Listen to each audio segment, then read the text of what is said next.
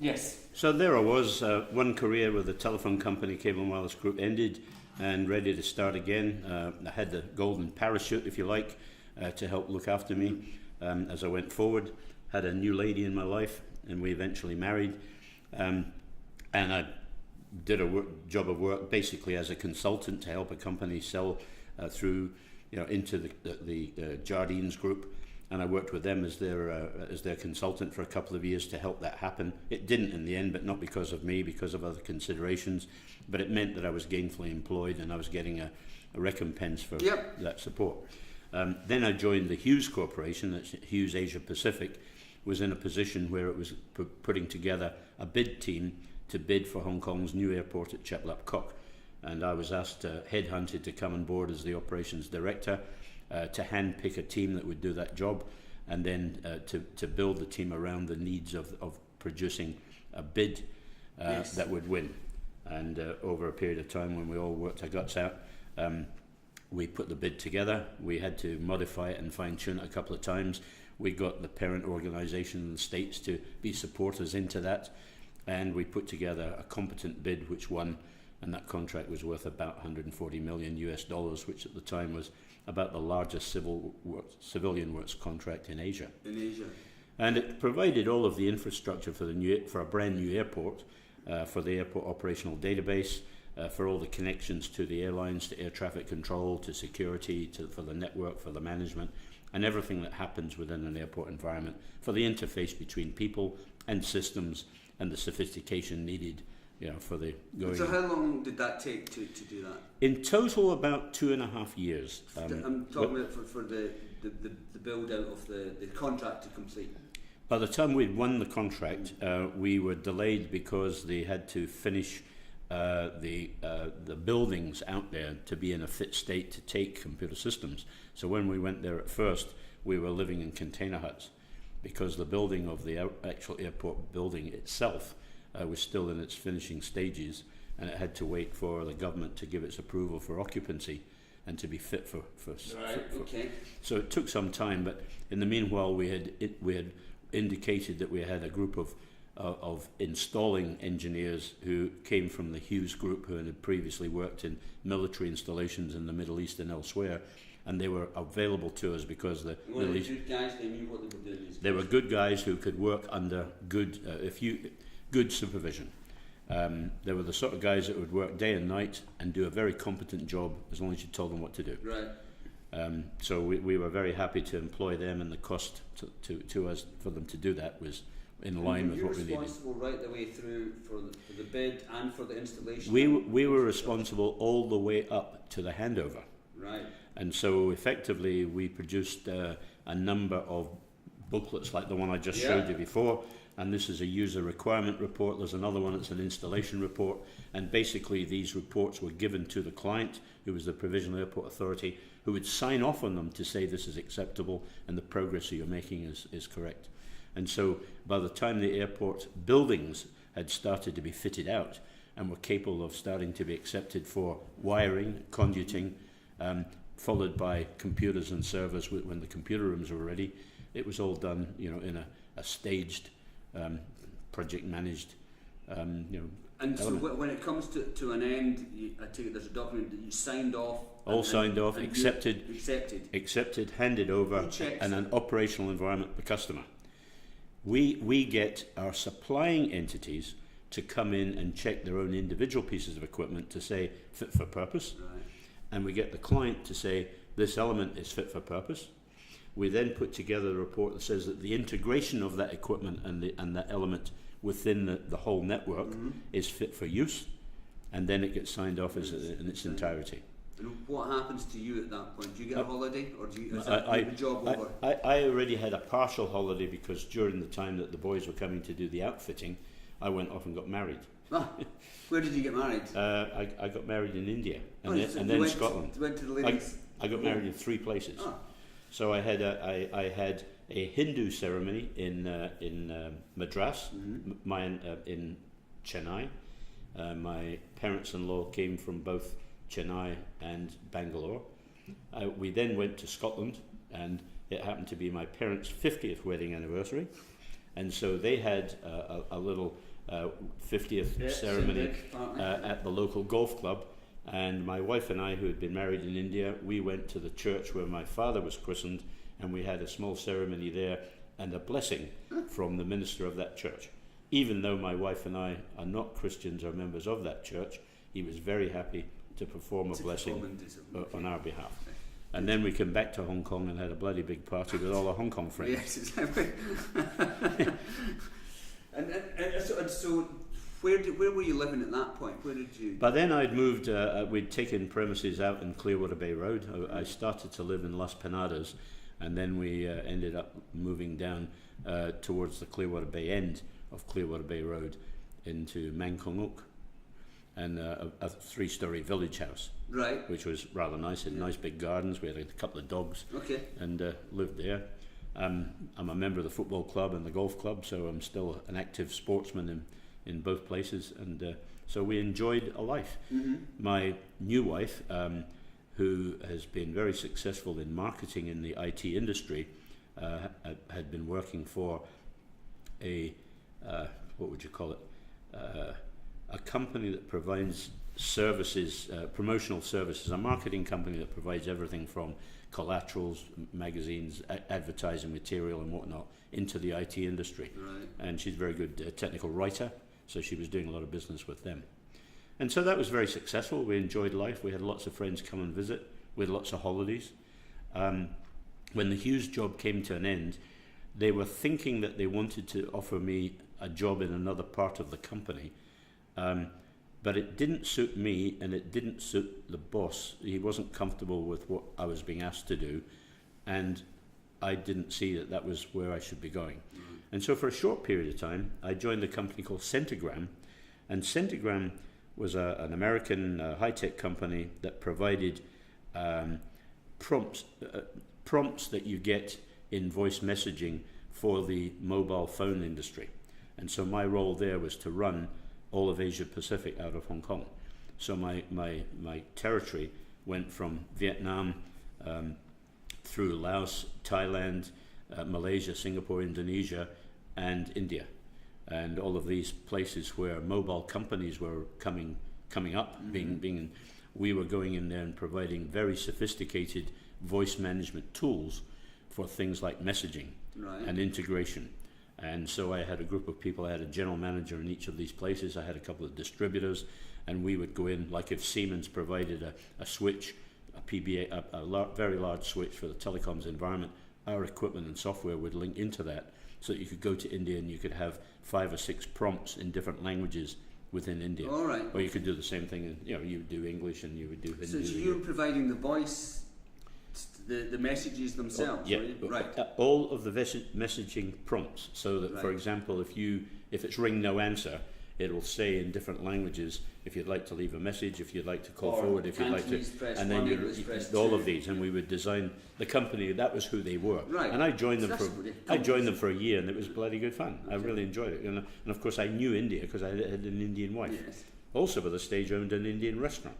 Where? The Happy Valley. Right. It was called Maharani 2, and so we ran that for a couple of years as a little side show. So how did you do that? Put in a manager, get a chef, or did you go down yourselves? Do you know Dave from Italianos? No. Okay, the guy that used to run, he was my manager, right, and the guy who's in the Big Fish, who's the chef and is a part owner, he was my chef. Okay. So what happened was that my Indian ex-wife, she was in the hotel and management industry. She'd done hotel management, catering, F&B, and through a mutual friend who had set up a restaurant here before, thought we would be good investors, plus we had an interest. So we set up an Indian restaurant in Happy Valley, just behind where the trams stop. Okay. And we ran that very successfully for about 3.5 years, and then I sold it out to the boys that played rugby for the Valley Rugby Club, okay, who wanted a curry club with beer. So that was good fun. It worked okay? It was good fun. Yeah. It was and it made money. It made money. We got quite a bit of money out of it when we ran it. Not a huge sum. It didn't make me a millionaire, but I probably made more money out of it when I sold it than I did. Did you buy the property? Did you? No. We got a long lease on the property, right, extended the lease, yeah, and I was the liquor license holder. And I stayed on as the liquor license holder to provide the transition to the new owners So they, Because I've spoken to many people in Hong Kong that have invested in pubs and restaurants, and it's not their profession, and it's without exception complete unmitigated disaster on every occasion. well, my Indian wife brought out 2 chefs from India, Right. and they were brilliant. And we provided something that was a wee bit different in that 75% of the food was Southern Indian, so it was a lot of vegetarian stuff, but absolutely brilliant stuff. And did you get the football club old boys all trotting up there out of the Yeah. that was Yeah.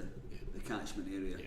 Exactly. And the police, the Happy Valley Police headquarters, was just around the corner. All right. All the guilaos would come So down. did you do lunches for them? We did. Yeah, all that. We started, and we had to. We basically had to educate people, Right. because a lot of Chinese people in particular think that curries are all hot. Yeah. We ended up at the end of the first year having school kids coming down and getting a nice little rice pack with nice Yeah, a know, little vegetables bit of corn and or whatever you have, and it's, Yeah. and it's sweet. And because I didn't like hot curries till I was in my 30s. I was, you know, Yep. But that's so. Okay, so we're now in the restaurant business. so We're travelling around, having fun for a year, doing Yep. prompts, and then yep, and then and then so we're coming to the end of the. I'm now getting fairly close to the end of '98. And the company called Centigram was bought out, and they brought in their own team, so my job came to an end. And we looked around, and I had been fairly well known with people who are in the headhunting industry for IT, because I'd made a name for myself in different companies through telephone company, Cable and Wireless, Asia Data, yep, Hughes with the airport, whatever. Centigram. So I had a track record which was endangering on being a job hopper, but only because of, you know, a project is a project. When Yes. the project's finished, the The job's finished. circumstances. You know, if a company, I said to one personnel manager who turned around to me and said, "Mr. McCurdy, your CV is very, very impressive, but may I say, you've had an awful lot of jobs."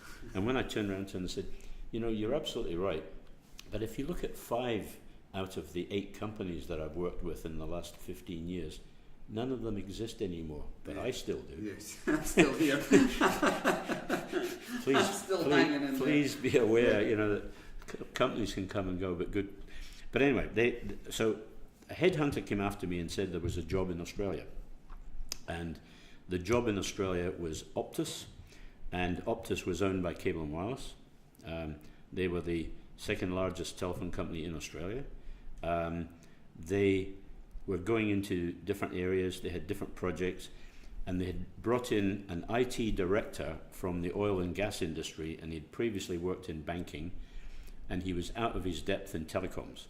So he wasn't out of his depth from a technology point of view, and he was seen as quite a good manager, but he didn't have the experience, and so I was asked to go down to Australia and interview with him, which I did, and he asked me if I'd join him as a general manager of, I can't remember what the title was at the time, but it was general manager of projects and services. So it was a catch-all. For Australia. And for him. So I was his right-hand man. Right. Because he outlined to me that going forward, we had the year 2000, and we had the Y2K issue that may have reared its ugly head. Optus was going to have to be involved in number portability, and we'd already done that in Hong Kong. And number portability means that the licensing authority, in most cases the government, telecoms authority, have been turning around to telephone companies and saying, you must not keep your numbers. Yeah, you must if allow somebody people moves from to one, lift the they've got number to to- have a right. Right. You can't have people in companies Is having that to. an issue? It has been an issue. Right, okay. It has been an issue. Because telephone companies, in the early days, because the computers were less sophisticated, had a problem with the numbering It's an systems. issue, okay. Right? Sometimes the numbers were. So that was another one. They had the Cable and Wireless Group had made a decision that every department, division, company within the Cable and Wireless Group had to be up to Cat 3 in their disaster recovery design, which was basically to do with your ability to continue business if something fails. And they hadn't done that up until then. And unbeknownst to me, we were trying to shift 800 people out of the company into 3 outsourcing companies who were going to continue to provide services rather than The doing it same all. people, but different Yeah. people paying their wages, obviously. Yes, so that instead of it being in-house Yeah. under our control, they went out, you know, But it was still the it same was people. IBM and EDS Right. and Computer Science Okay. Corporation and what have you. So my role there was also to help that transition. So I was effectively a sort of very senior manager who would provide internal consultancy to smooth things and Yes. make things happen, project by project by project by project. So that's what. So and they offered me big heaps of money. Right. So left Hong Kong.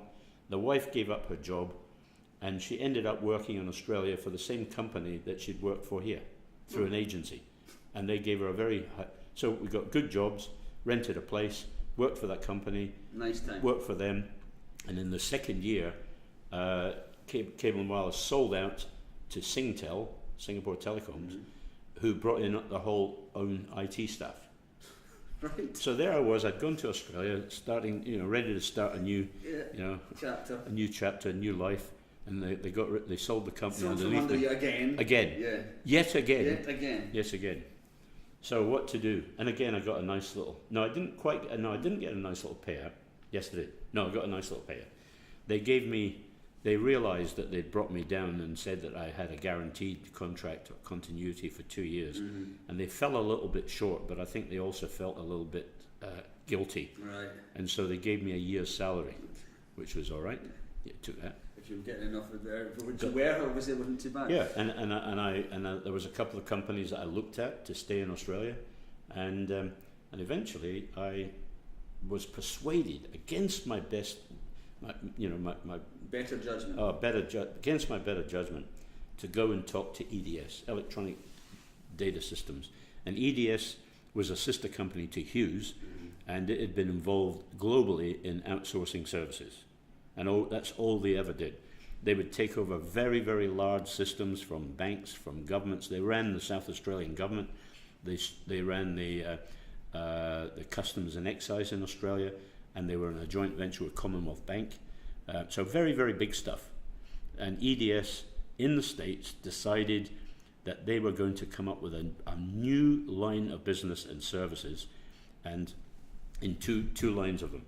One was managed storage services, and the other one was basically managed internet services. And the two were complementary, and in such a way that the division that they asked me to join was to set up an operation where on the one hand we had massive storage farms, and companies either for the short term or the long term could come in and use a subsection of that for their databases if they wanted to ever do offline testing of new systems, like a bank needed massive amounts of data space, but people could buy it by the drink. And so the idea was to, so they asked me to come on Where board. do they build these big? Because I've read about these huge data warehouses. Where where do they build them? All over the world? Or? All over the world. All They've over. got nodes all over the world, yeah. And then they build the connections from you to there, Right. obviously high-speed pipes. And so,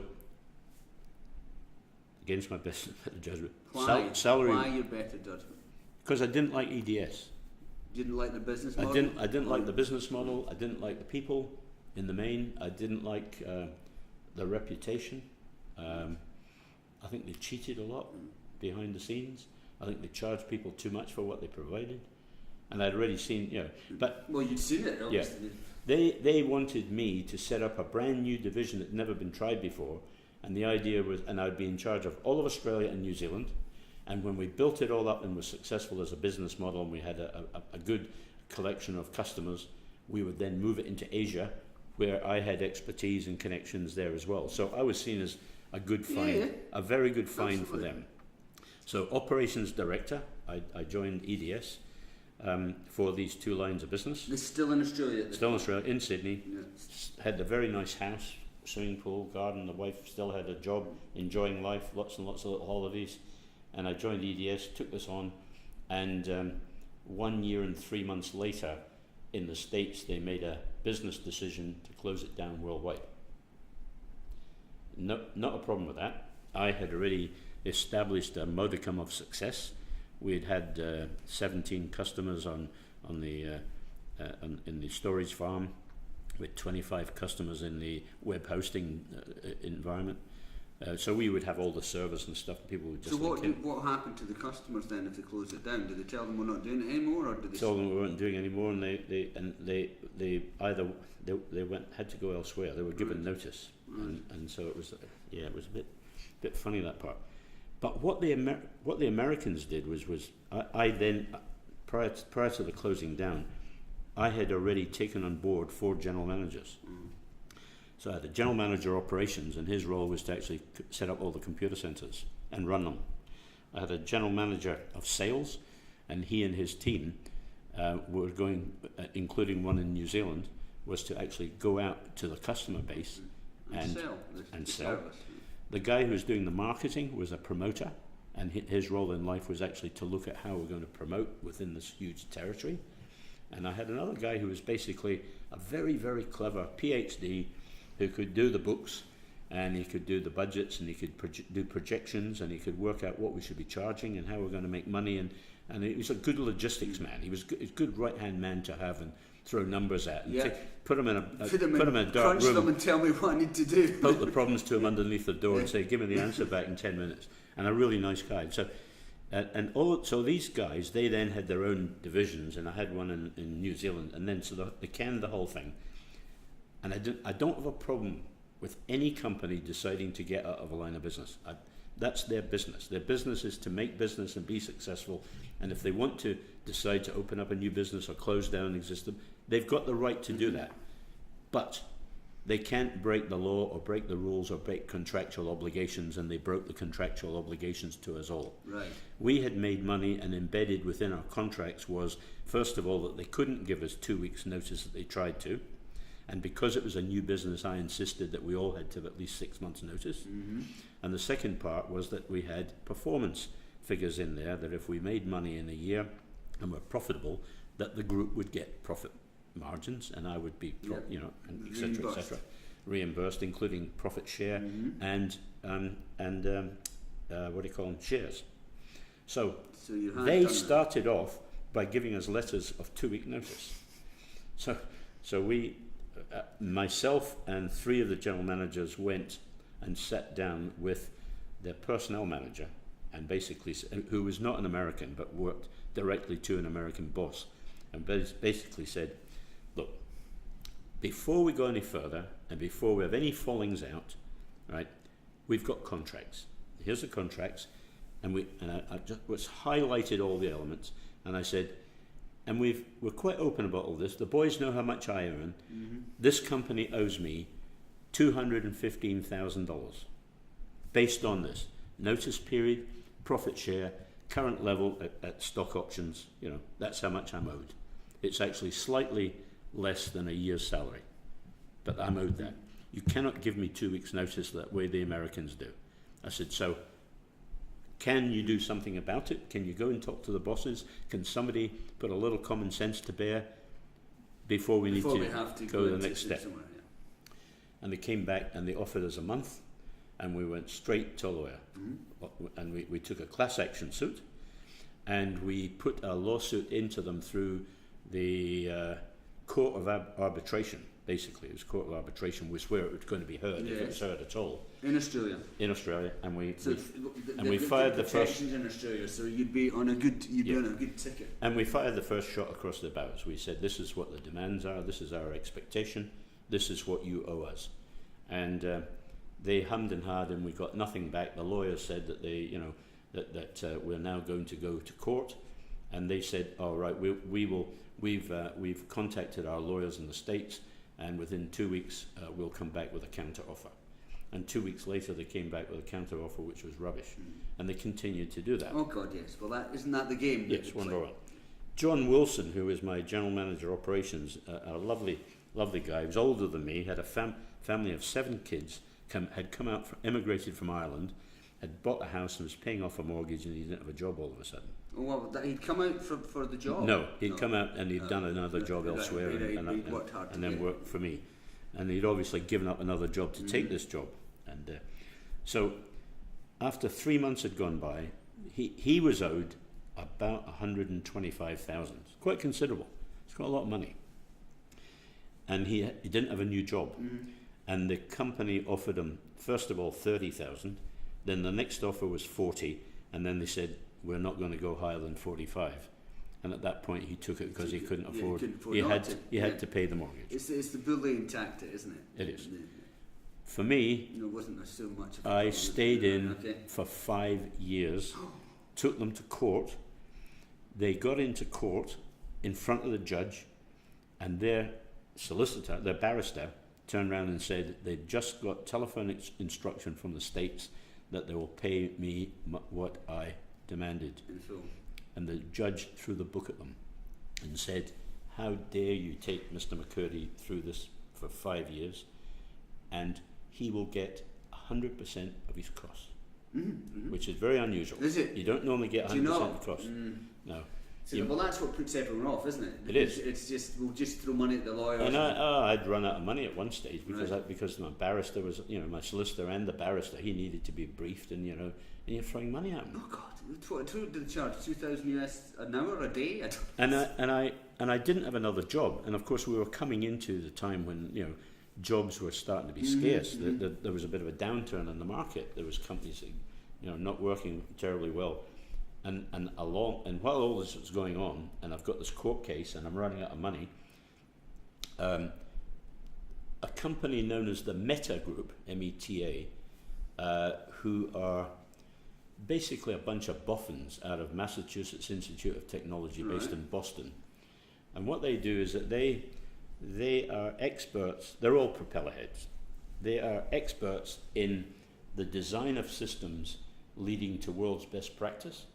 And they go into stovepipe businesses like the oil industry, oil and gas, insurance, banking, government, and they will go in and examine current and existing systems, make recommendations as to changes or where they should be going with the technology, trying to build systems that are future-proof.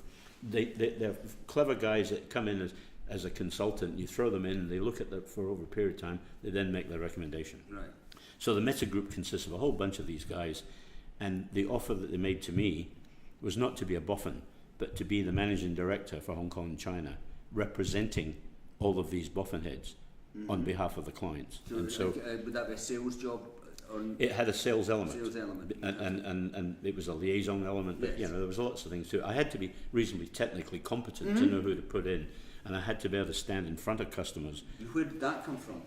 A headhunter again? The job came from a headhunter. Right. They introduced me to a headhunter who was visiting Australia, and they had a branch office in Australia, and the branch office they wanted me to run was based in Hong Kong with another branch office in Beijing. The Hong Kong office hadn't been registered. My job was to register the company, get a few people on board, start dealing with existing clients, and then build it up from there. Yeah. Build it up from almost from scratch. And that was when SARS hit. The biggest competitor to ours was a company known as the Gartner Group. Yes. That had something like 48 specialist consultants in this part of the world. And to survive, they got rid of everybody right down to a core of about 17 to survive. And I closed the company down, and Gartner bought them out in the States. Right, Gartner bought them out. Bought them out in the States. I got a call from I got a call from the chairman, God bless him, and he phoned me up from the States. I'd met him. They had a sales and marketing conference in Boston, so I'd met him, and as part of my initiation and meeting everybody in the company. And he phoned me up and he said, Bob, I know, he said, I don't know, he said, if you're very concerned for you and your family about what's going on with SARS, he said, here's what I think you might want to do as an option. He said, pack up, go to Sydney, live out of the Sydney office, we'll look after your accommodation needs, keep in touch with the clients up here, just carry on as a member of the company and go back when it's all over. And I thought that was a really, really nice offer. Yeah, well, it's a human offer. It's a human offer. Normally in these things, I don't come down the line, do they? So I said no. I said I don't think we'll. I said I'm not going to run away from Hong Kong. I said Hong Kong has been my home for a long time. I'm not as worried about the SARS as a lot of people seem to be. There's a lot more hype and fake news. Yes. We didn't use that term No, at we that didn't time. then, but it was hyperbole or whatever you want to call it, yeah. Yeah. And you know what, my ex is a medical background, so she wasn't worried in the slightest, to That's be right. quite honest. As long as you're not in the hospital treating the patients. But you're probably not gonna get- I remember going in to have a meeting with the managing director of Shell Oil again here in Hong Kong. Their offices is in down in Causeway Bay in the big tower there, and I walked into. I had a meeting with them. There had been prior contact with them, and so I was going in as the follow-up to see what next, and say, you know, where are they going, what do they need. They may have only needed me for, you know, but I had all these goodies to come, and these guys could have done some of the job offshore without ever coming to Hong Kong. So this job still Meta needed to be guys done. you're talking about. Yeah, Meta guy, the propeller heads, Yeah. the PhD guys. And I walked in and I had to sign a declaration that I would wear a mask all the time that I was there and not take it off. And I walked into the boardroom and he came in, Chinese gentleman. He was wearing his mask, I was wearing my mask. His English was very bad. We mumbled and muffled at one another. I don't know half of the thing he said. Oh dear. And if I met him in the street, he wouldn't recognise me and I wouldn't recognise him. It was a complete It's a waste of time. Yeah. No, but it's one of those things, and that if you're not comfortable with these kind of situations and you don't know about it, everybody panics. That's the Yeah. whole point. You know? So I deferred the registration of the company in Hong Kong and made a recommendation that I was working out of home at this point, Right. but I had one of these managed offices where you just paid, you know, but at home I had one room which I'd set up with everything I needed: my computer, my server, my fax machine, you know, and all my filing and what have you. And I just charged 1/3 of the rent for the company to my premises to them. I recommended to them that they didn't register the company until the future was known. I recommended to them that we could actually run a lot of what we're doing out of Sydney anyway, and that I could go there and do it. And while all this was happening, it all started to implode. And I got a fairly senior guy came through Hong Kong, and he had tea with me, and he said, what would, if we were to say we're going to close it down, what do you think would be a reasonable, disconnect? Number for you. And I said, I'm committed to the apartment for a 2-year lease. We're already almost a year into that, so I want you to continue. Give me the money for that 1/3 for another year. And I said, and I would think that 6 months notice with full pay and allowances would be reasonable, and we'll say goodbye. So he turned around, got on the phone, he said, done, we'll send a check.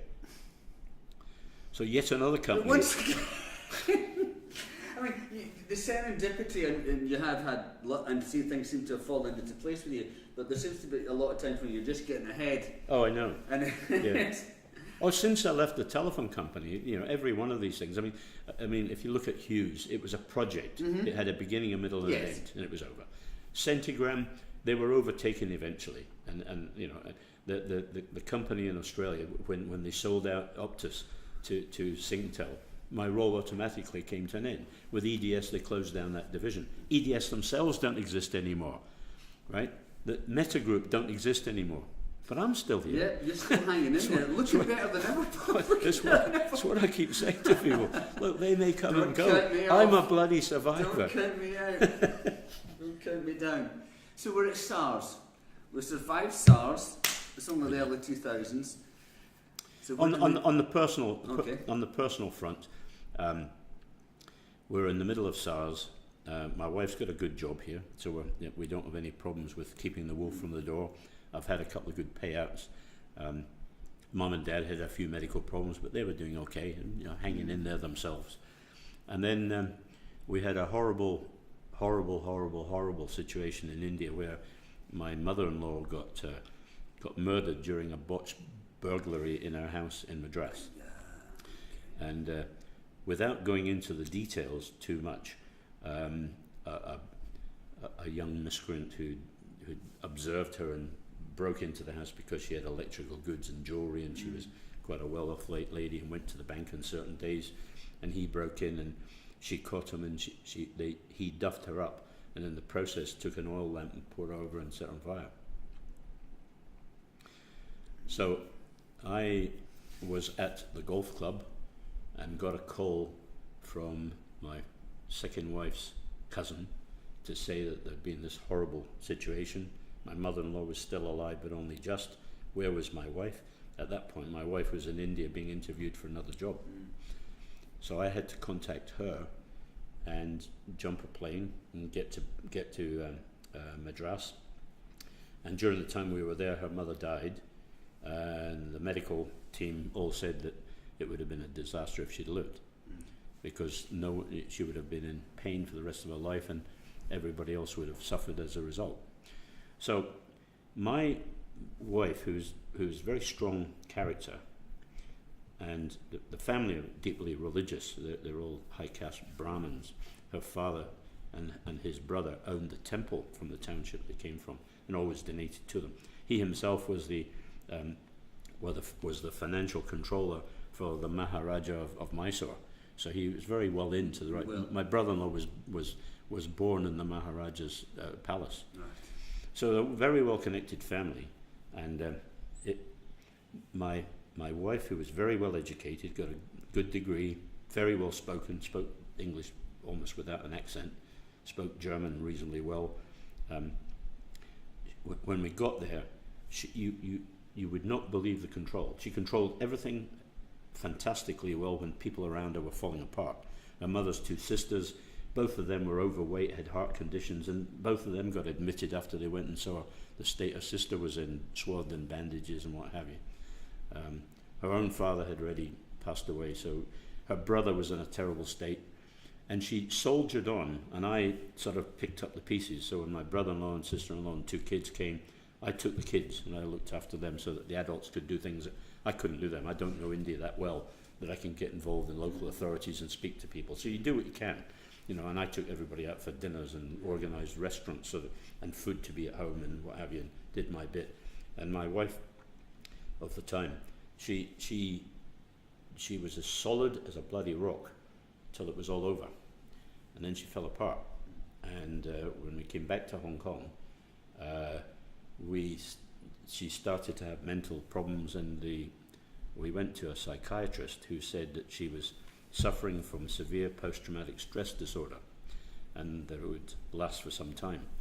And so he treated her for quite a long time, and she got a little bit worse, then she got better, then she had to change of job, and then she went through a period of time where she couldn't settle.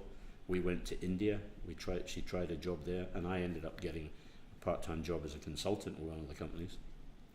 We went to Beijing for 14 months leading up to the Olympics, but she was totally unsettled anywhere she went, and she was using me as the whipping boy.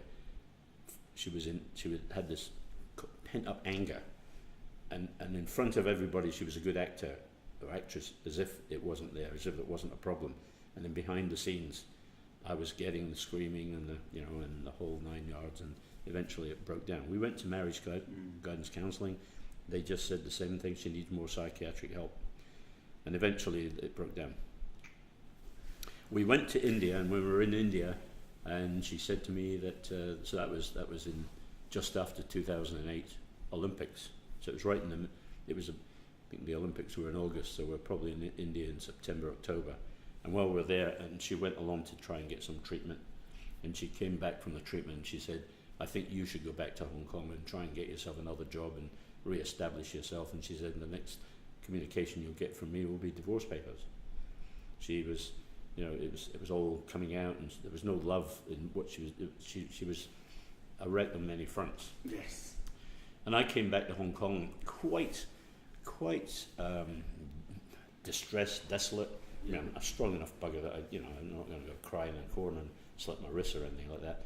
But I was very down because my second marriage had come to an end, and I didn't like that. That had been going obviously very well up until that point. Yes. With no. We lived together for a number of years, and then we got married, and we in total we're 17. And I'm not a social butterfly. I was married 23 years the first time, 17 with the second lady, of which 11 was married.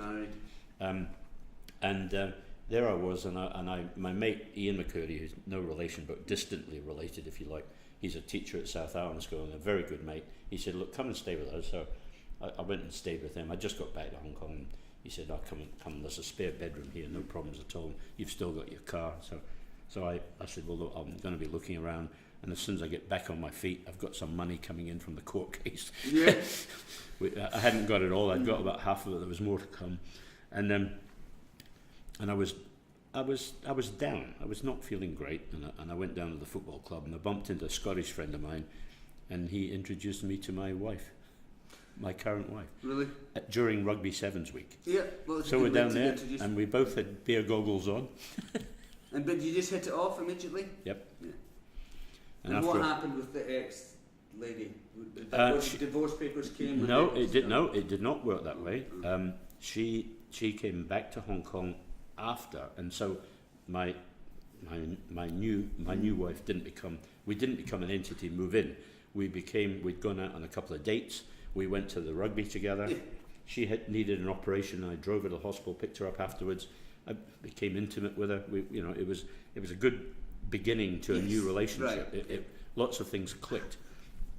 And then my wife contacted me from India to say she was coming back and that she wanted to try another start. And would I go with her to marriage guidance counselling? And we did. And it was a shouting match. She came, within 3 days of coming through the door. And then she, it fell apart and fell apart and fell apart. And I was thinking, I've got this lady over here who could be a perfect new beginning. I've got this situation which I didn't want to give up on, but it's looking like it's inevitable. There's no warmth anymore. There's no. The love isn't there. The relationship. You would have how do you re-establish a brand new relationship with that all the, and where do you go from there? And I just felt that it couldn't work. And I got on a plane. I went down to Brisbane to see my kids, and just to get away from it all, and to me, I was trying to go through all of the permutations. I was trying to say, if I go that route, if I just walk out, and I can't do that without Angie saying that she would take me in. I mean, I could just walk out and be on my own and go back to my mate Ian and stay with him. By that stage, he was leaving Hong Kong anyway to take up a job elsewhere, and he went to Tung Chung and didn't have the room anymore. So I needed to, and at that very point, I'd been working as a consultant to CETA, and I'd gone to do a project in Cairo for the upgrade of the Terminal 3.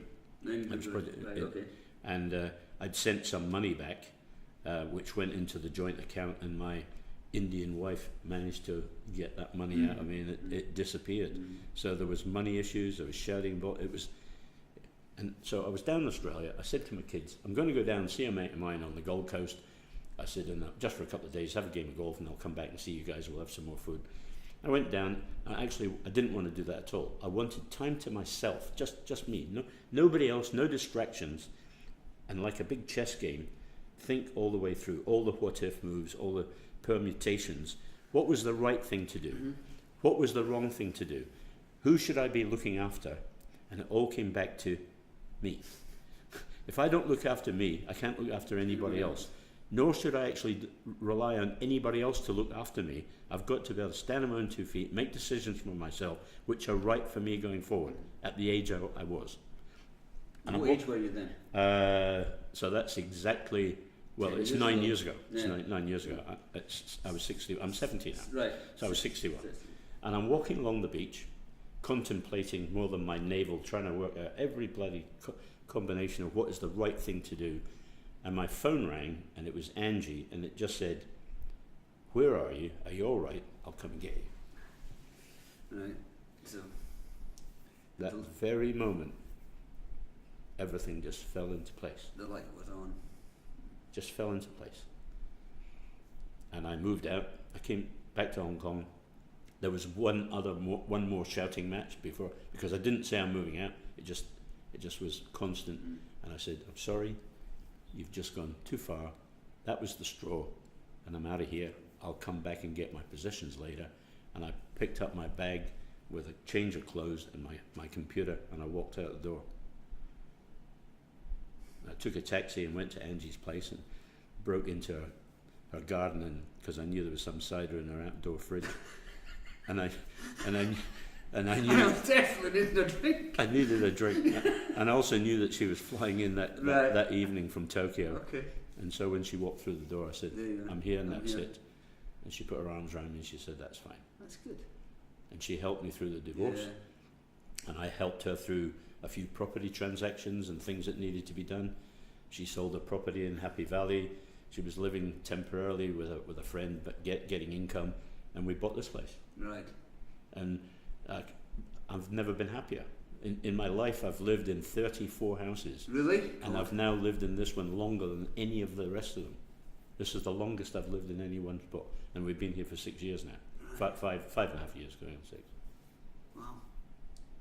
No. So that's sort of up to date. I mean, there's lots of detail and bits I've missed out, and you know. We want to, you know, you can make it as emotional or as harrowing or as, you know, cover over as much as you want, but I think, you know, obviously you're at a place now in your life where I have. you're happy. I've got a wonderful. If we can all use a word like that. Yeah, I mean, I've married a woman who's been a career woman and never wanted to be married, never wanted to have children, and I came along and she found it natural that we should be an entity, and we have become one. We ran away to Fiji and got married there. The youngsters that you are ran away to Fiji. Well, she's a lot younger than me. She's 53 this month. Right. And she's now got 2 years to do before she retires. Okay. And because when she joined Cathay, 55 was the retirement age. And after she'd been with them a couple of years, they offered that they could have an extension to 65, but only if they signed a new contract. Uh-huh. And she didn't like the terms and conditions of the new contract. They weren't as good. And as she said, I didn't think I'd want to fly anymore after 55.